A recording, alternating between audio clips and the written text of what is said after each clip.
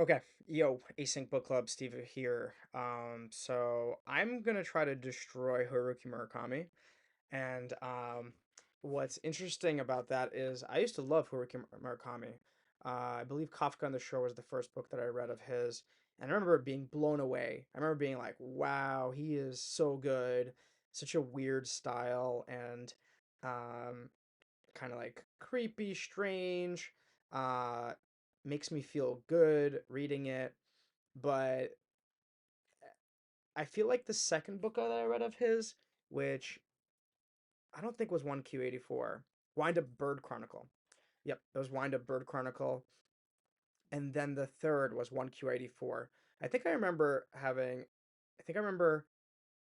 so Kafka on the Shore I read and I really liked it. I was like blown away and I was like, I want to read more. Plus, he's like really popular, all that kind of stuff. And then when I read Wind Up Bird Chronicle, I think I was like, huh, I liked it, but it was a little bit similar.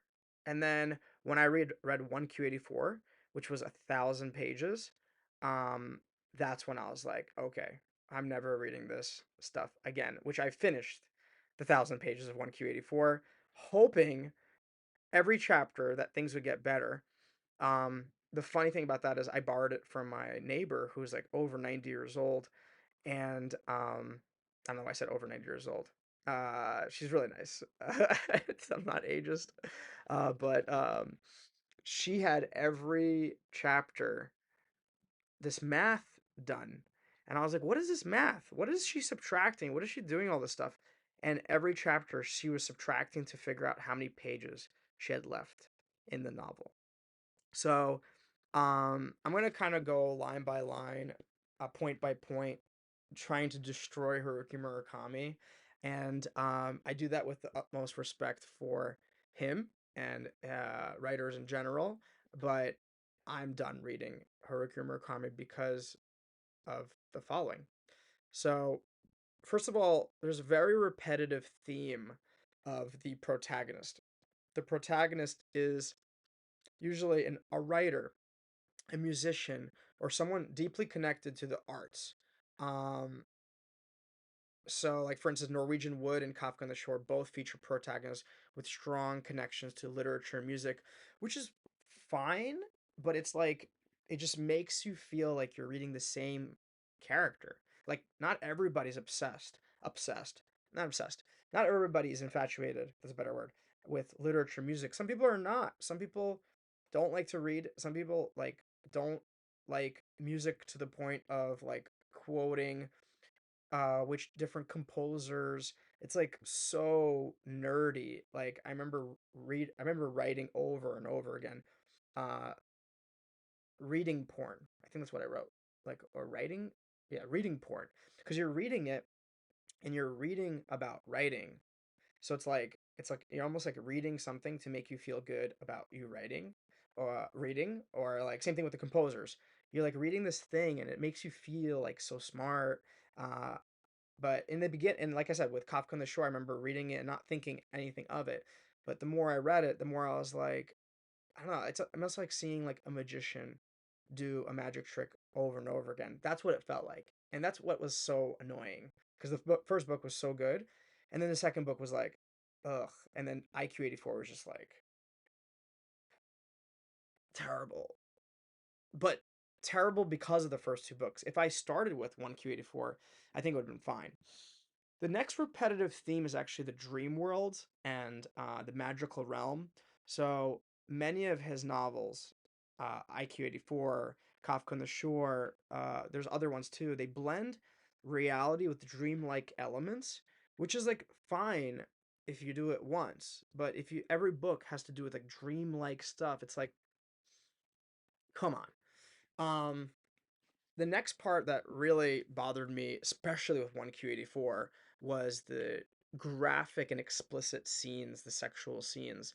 Um, so 1Q84, Kafka on the Shore were very extreme with that, very explicit, and a lot of people criticize Haruki Murakami that these scenes are just unnecessary and just like extra, just pornographic. Like, if you like, there was like this Netflix movie I think called Love, which was just straight up porn.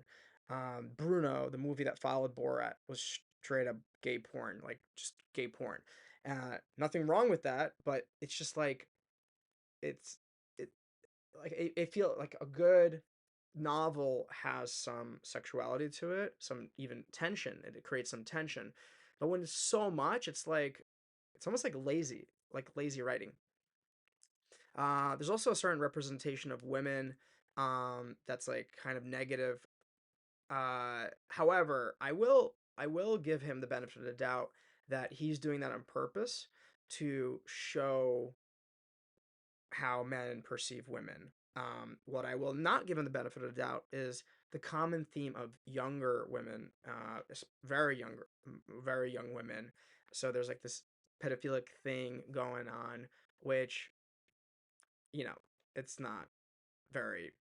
I don't know. It's like when you're doing it over and over again, it's not very nice. Um, there's definitely a very similar plot structures. So there's a similar way that the narrative is structured. This solitary, introspective protagonist. So it's like this protagonist that's like constantly introspecting, thinking about their actions, and these mysterious women, and this journey of self discovery. Which again, if it was one book on its own with all of these, it's fine. But all the books, it's like you're reading the same book just like with different characters. And then there's similar motifs and symbols like cats, wells, and parallel worlds, and all of these are repetitive, and especially between Wind Up Bird Chronicle and Kafka and the Shore, which is why I think when I read Wind Up Bird Chronicle, I was like, this was nice, but it was like literally a Kafka on the Shore, just slightly different. Um, so yeah, so yeah, his style basically has like this one dimensionality to it.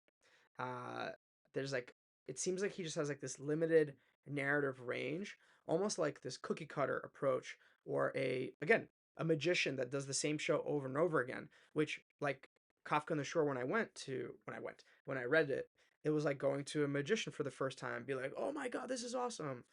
But then imagine seeing that magician again with slightly different tweaks, very slight tweaks, and you're not gonna like it that much. You're gonna be like, this is kind of the same joke again. And similar thing with the characters. Um, they're just not very wide ranging. And they're also some people criticize them that the characters are often not even that don't have that much depth to them. Or they don't even significantly evolve, which is kind of the nice thing about reading a book is seeing the evolution of a character from like good to bad, bad to good, from whatever. There's some change, and a lot of the characters they're just kind of like first of all like blah, not blah. There's like this like shallow character to it, and then it just like continues. So it just like overall it just seems like what is it called? One trick pony. One trick pony or a one hit wonder. But he doesn't have a one hit wonder. His books are very, very popular and they keep on being very popular. I just wonder if it's like different people falling in love with like one book and then like being like this is awesome but not reading his other books. I would love to know if anybody else feels the same way about me, if you've read one book and loved it and then hated the other ones for the similar reason. I definitely know one of my friends who hated his stuff from the very beginning, uh, which is also interesting. But I would love to know if anybody loved the first book that they read and kept on loving and would even love the books even more and more and more. Uh, I would love to know why.